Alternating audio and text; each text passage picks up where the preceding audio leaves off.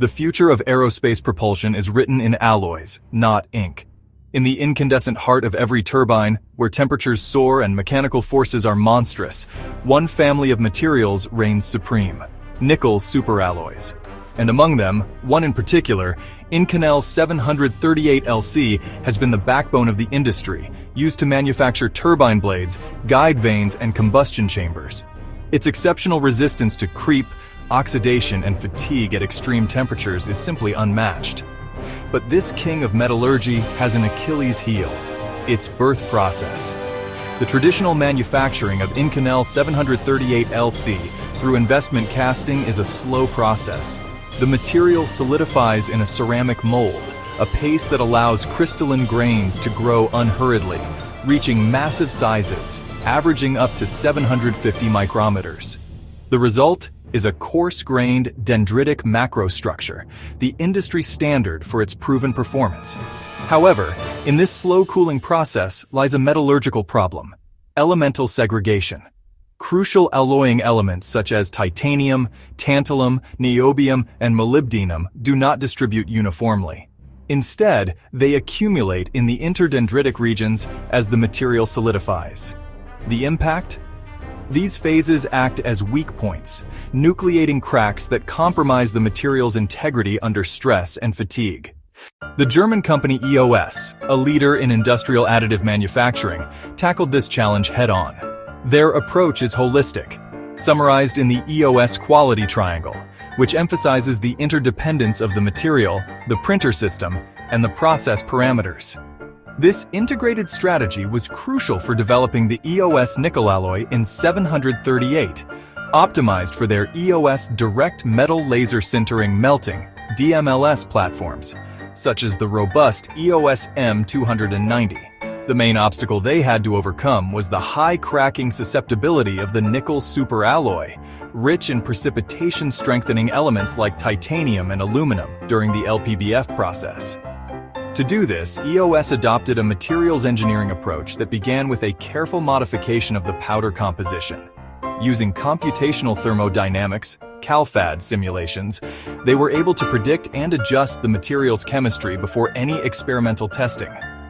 The crucial adjustment was a reduction in titanium content and, it seems, an increase in cobalt.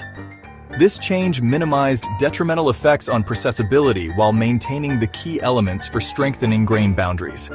The result was a drastic reduction in the tendency to crack, allowing for the production of a dense and crack-free microstructure. But the process doesn't end with printing. LPBF parts emerge with high residual stresses and a microstructure that is far from optimal. Therefore, subsequent heat treatments are absolutely essential to relieve stresses, heal defects, and achieve the final mechanical properties. The first critical step is hot isostatic pressing, HIP. The part is subjected to a pressure of 100 megapascals and a temperature of 1,200 degrees Celsius for 5 hours. This process closes internal micropores and microcracks, increasing density and homogenizing the microstructure. After HIP, solution and aging treatments are applied. The solution treatment further homogenizes the microstructure by dissolving coarse carbides, and the gamma precipitates that formed during solidification.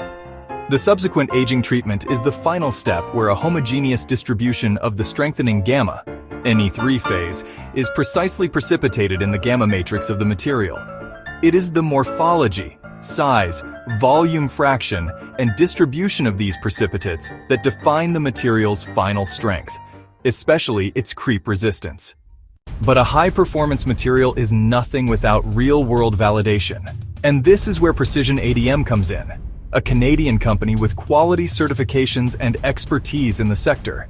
Their collaboration with EOS was a crucial test case for EOS NickelAlloy IN738, the production of turbine blades for an energy client facing a supply chain shortage.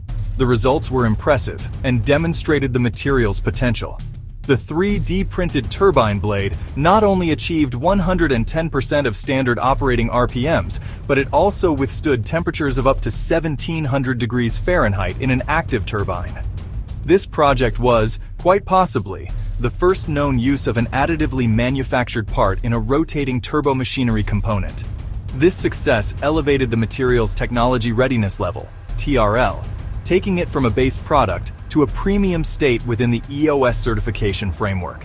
It's a clear signal to a conservative and rigorously regulated industry that this material can perform in a real, demanding application. The impact of this innovation goes far beyond a single turbine blade. It's a disruption in how critical components are designed and manufactured. If we compare the EOS NickelAlloy IN738 LC optimized for LPBF with its cast counterpart, the data is revealing.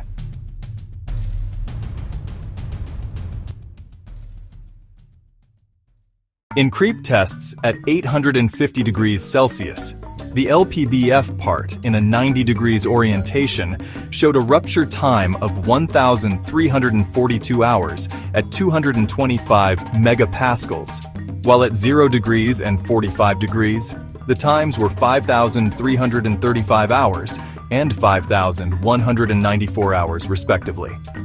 While traditional casting yielded a rupture time of 2,039 hours at 210 megapascals, AM's ability to achieve superior performance with optimized orientations is a key point. LPBF, with proper post-processing like HIP, which closes internal porosity, can even achieve superior fatigue properties to those of casting, which is limited by inherent defects like micro-shrinkage. But the economic impact is equally significant.